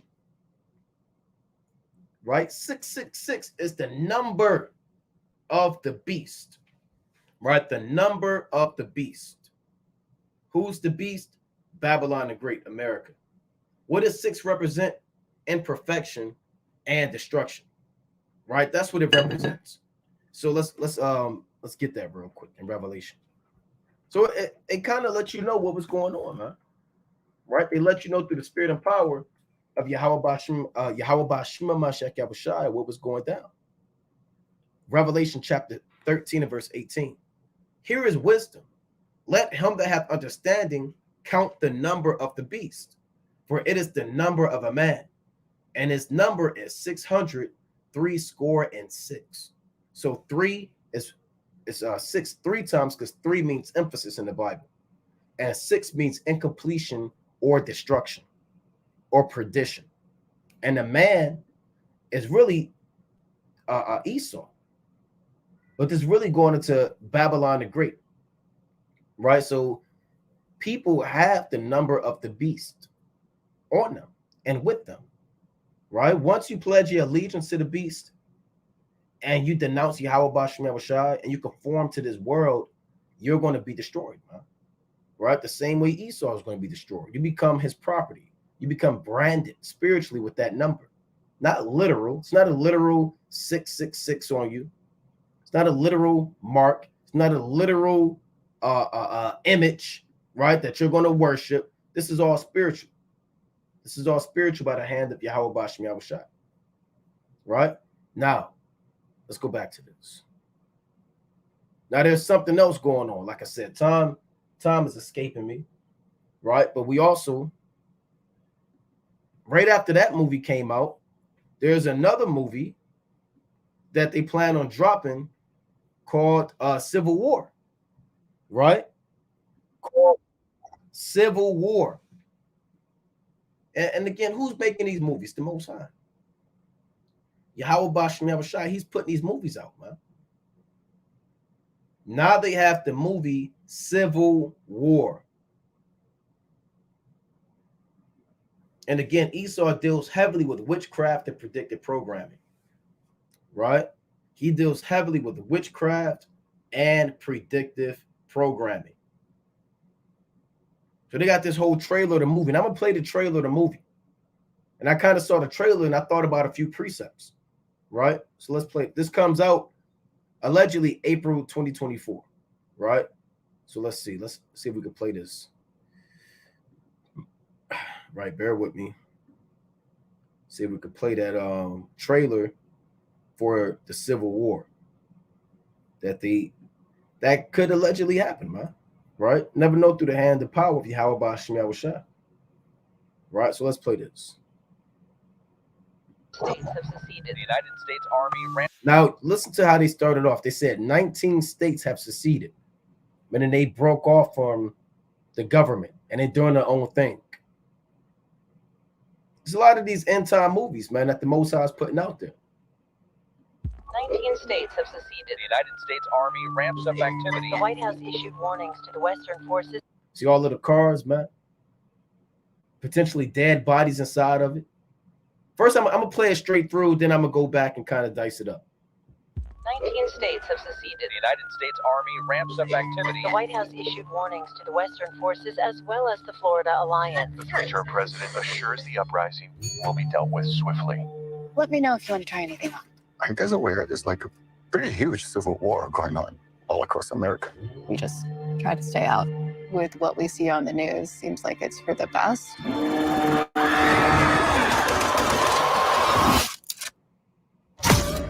Citizens of America, the so-called Western forces of Texas and California have suffered a very great defeat at the hands of the United States military. Mr. President, do you regret the use of airstrikes against American citizens? We're moving to D.C. today. You need to go down there. They shoot journalists on sight in the Capitol. Every instinct in me says this is death. Bloody. Every time I survived a war zone, I thought I was sending a warning home. Don't do this. But here we are. There's some kind of misunderstanding here. What? We're American, okay? Okay. What kind of American are you? You don't know? The Western forces will reach the White House on July 4th. Oh my God. Get in the car! Get in the car! Move, move, move! We're gonna hang back. I'm not hanging back. One nation under God, indivisible, with liberty and justice for all. Go, go, go, go, go!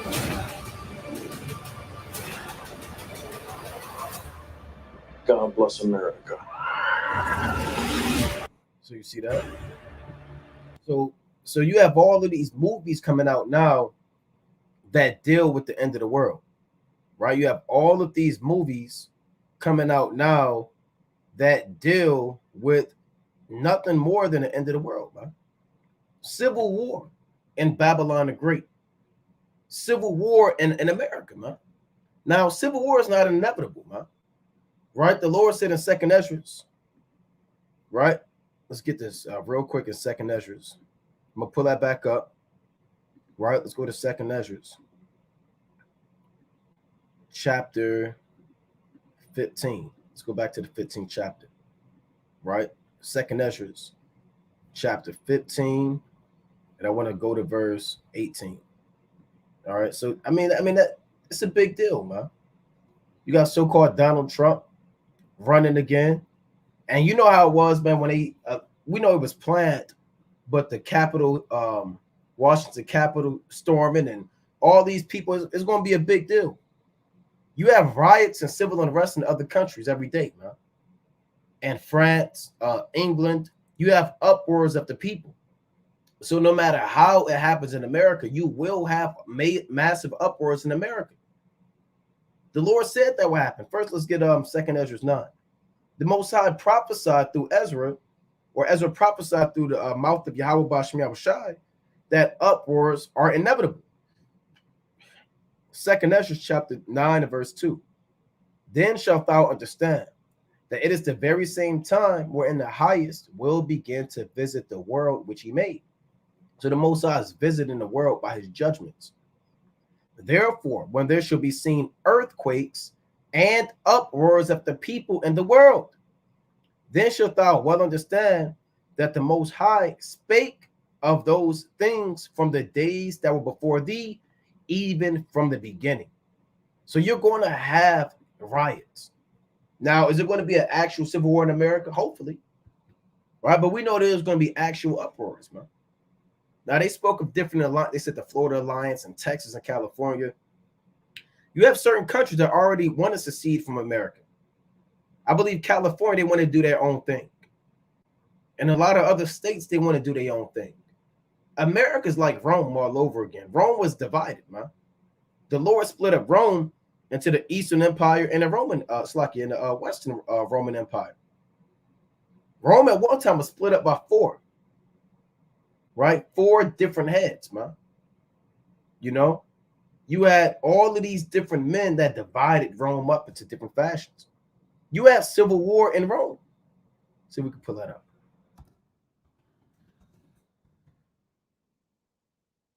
Right? You had civil war and ancient Rome. Because remember, America is nothing but Rome all over again. And the Most High said in Ecclesiastes, let's go to Ecclesiastes chapter 3. Right? Is it going to be on the same level as it was back in the 1800s? Maybe, maybe not. Right? But you do have civil war. Ecclesiastes chapter 3 and 15.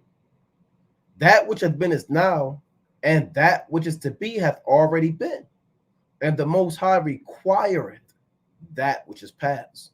That's why history repeats itself, because the Most High requires it. He demands that the same spirits, their same behavior, and their same minds have to come back on the earth, because there's no new thing under the sun. Right? So let's go back to this. List of Roman wars and civil wars. All right. This list of Roman civil wars and revolts includes civil wars and organized civil disorder. See that? Civil disorder, aka civil disturbance, civil unrest, or social unrest, are situations when law enforcement struggle to maintain public order or tranquility. And that's definitely coming to America, man. It's in the Bible. Hey, these people are they're gonna be fed up. If they do another pestilence and another lockdown, hey, these people are gonna lose it, man. Now I'm hearing that they're already trying to do that again. Right? I saw something earlier this morning. I was watching. I saw that this morning. They're allegedly planning to do something again, do another lockdown. First, they say it might be a climate change lockdown. Now they're saying it might be another pestilence lockdown. They plan on doing something, right? If they lock down, or if there's war, food prices increase and people don't have enough to make ends meet, that's all going to lead to civil disorder. A famine is going to lead to that. War is going to lead to that. It's going to happen in Babylon the Great. It's not a matter of if, it's a matter of when. And if you're on the wrong side of Yahweh Shai, you're going to be caught out there. You got to deal with it. But if you're on the right hand of the Most High, you'll be protected. You don't have to worry about civil disorder, civil unrest, jets flying over your head, being just killed, man, by the nations. So this is civil wars and civil disorder. Yahweh Shai prophesied of civil disorder himself, right, in the book of Mark, 13th chapter. Right, this is the book of St. Mark, chapter 13 and 8.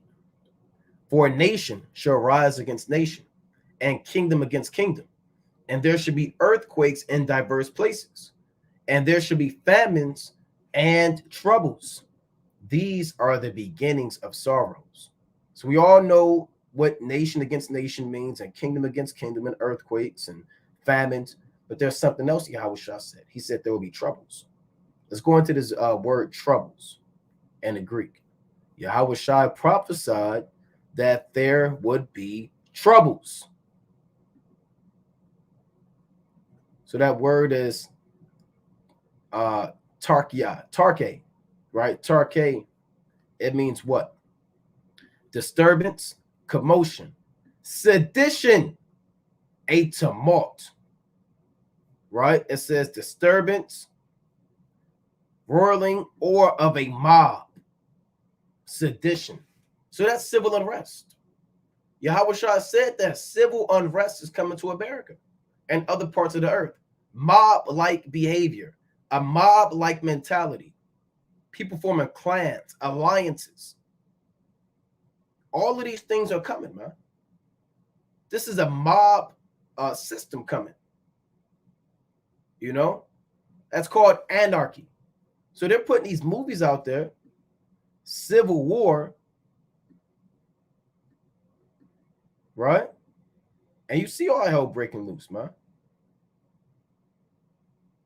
And even in this movie, they said, don't you know there's a civil war going on? She said, look, I kind of just do my own thing.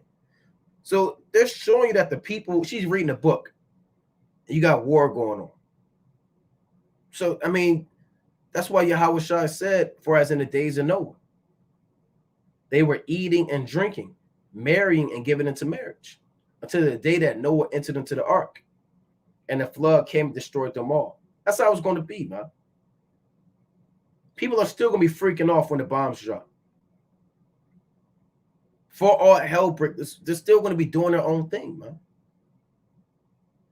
Some people are just going to be blind and not even pay any attention to anything, not even a conspiracy theory. They're just going to be in their own world until the missiles drop, and they're going to die a fool. Let's go to Luke chapter 17. Right? Let's go to Luke. Let's prove that. Go to Luke chapter 17. This is Luke chapter 17 and verse 28. Likewise, also, as it was in the days of Lot, they did eat, they drank, they bought, they sold, they planted, they builded.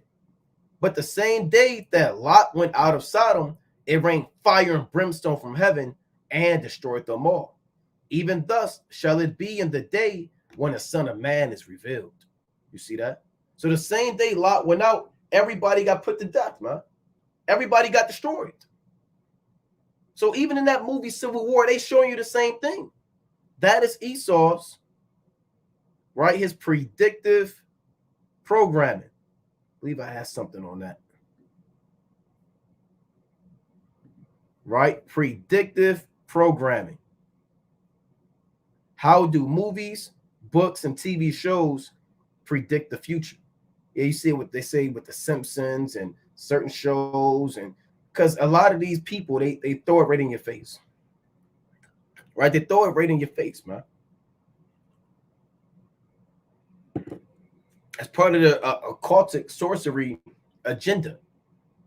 They'll put it right in your face. They'll throw numbers there, and somebody got a t-shirt that say this, somebody got a t-shirt that say that. Right? They throw names out. They put all of that, man.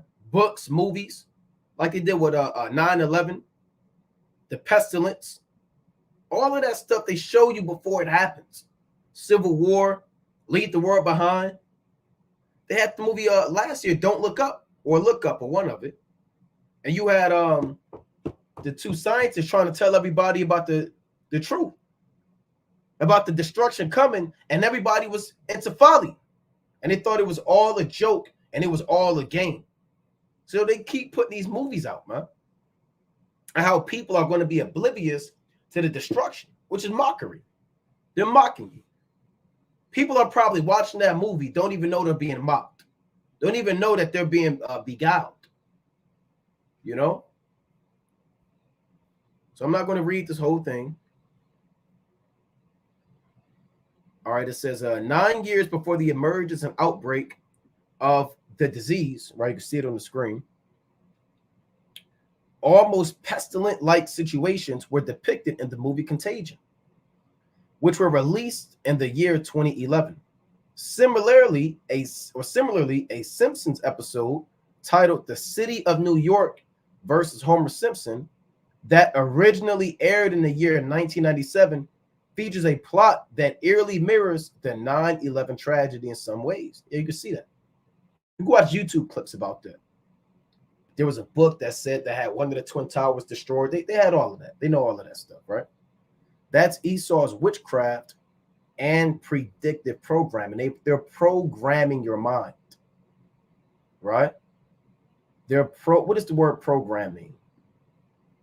Let's get the etymology of the word program.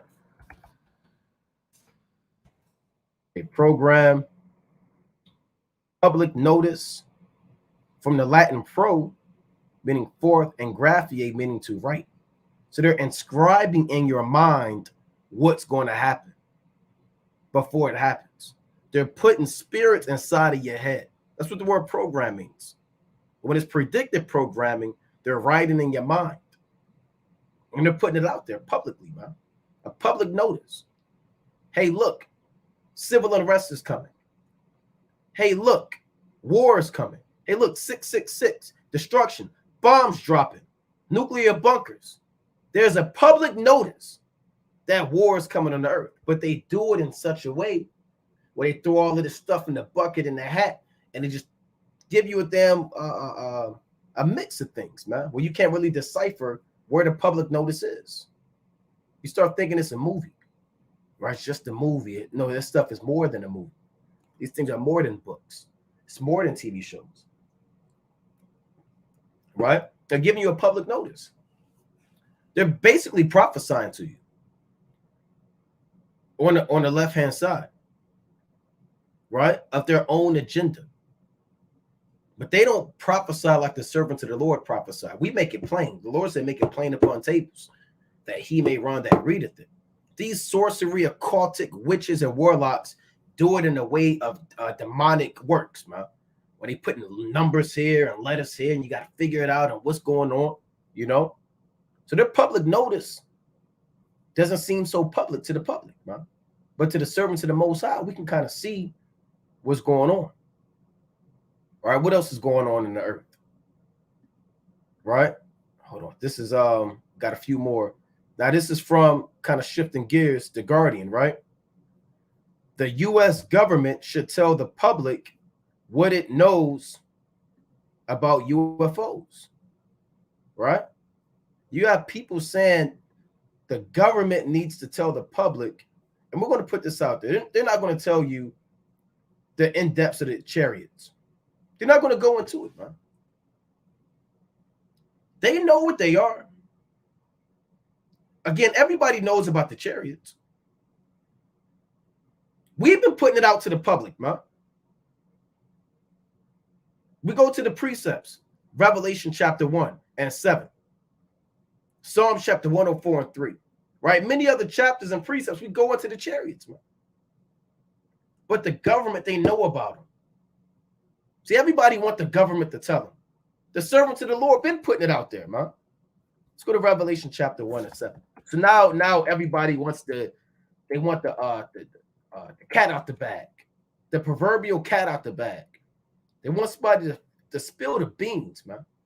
We've been spilling the beans. Revelation 1 and 7.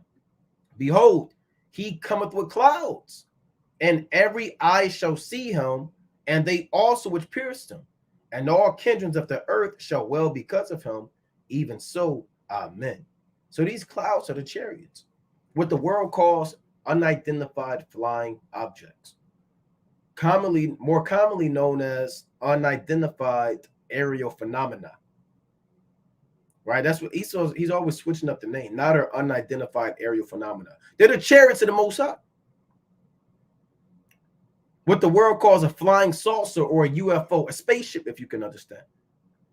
And like we always say, they have two purposes right now, or prophetically. Their two purposes is to destroy and deliver, extract and exterminate, save and slay.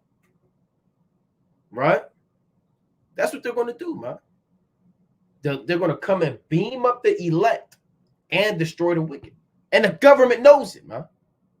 Don't believe them when they say, oh, we seized the UFO, we captured it. One of them crashed. They don't crash. They don't malfunction. They don't shut down. The battery doesn't die. There is no battery. They don't run on diesel.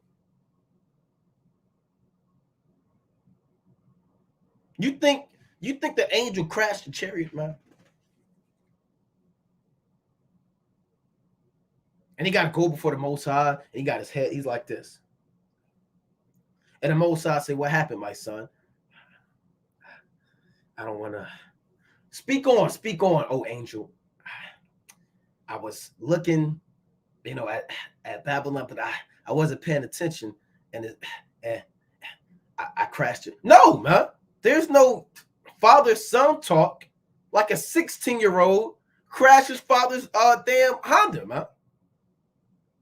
between the Father and the angels. Hey, the angels have mastery over the chariot, man.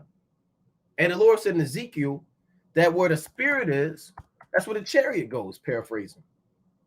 Right? Ezekiel chapter 1 and verse 20. Whithersoever the spirit was to go, they went. Thither was the spirit to go. And the wheels were lifted up over against them. For the spirit of the living creature was in the wheels. So the spirit inside of the chariot is directly connected to the spirit of the angel. So the angel operates the chariot on a like telekinesis, they call it. Right? They move it with their spirit, man. So if the angel goes left, the chariot follows. If the angel goes up, the chariot follows. If the angel pops this way, the chariot follows, man. So they don't crash. And there has been public notice given out about the chariots, man, by the servants of the Most High. What the world calls UFOs, man.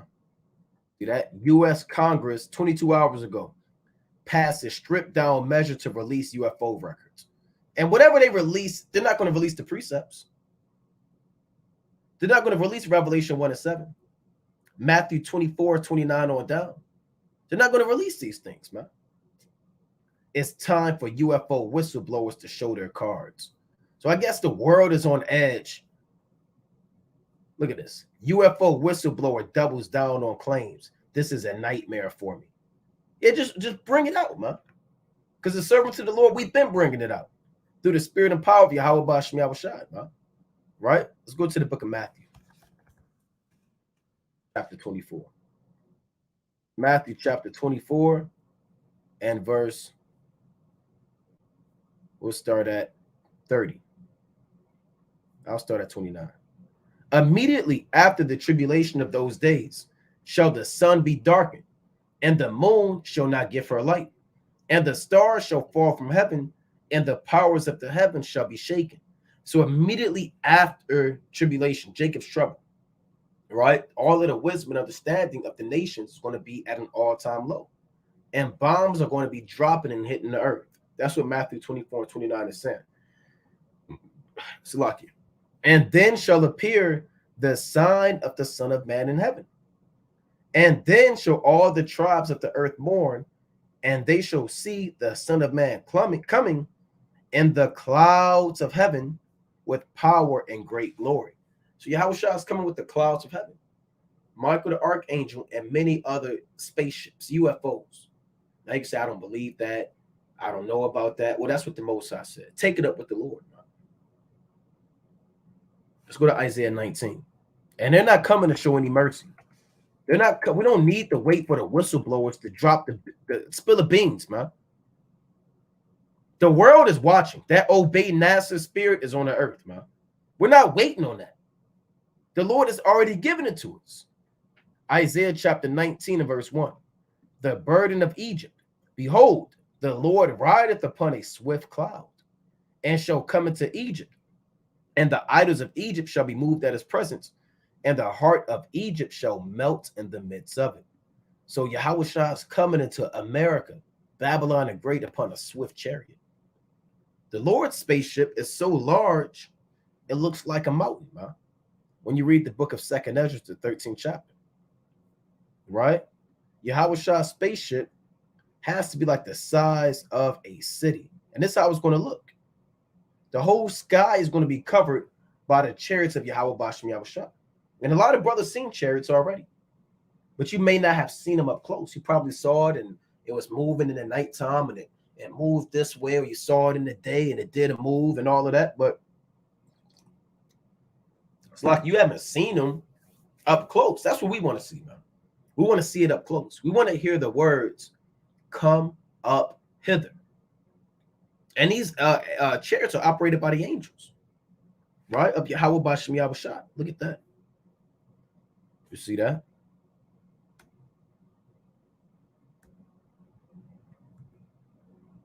So they're called, and that's what's going to happen to the servants of the Most High, right? You're going to get beamed, we call it beamed up, right? Really, you're going to be translated. That's the biblical word. You're going to be translated.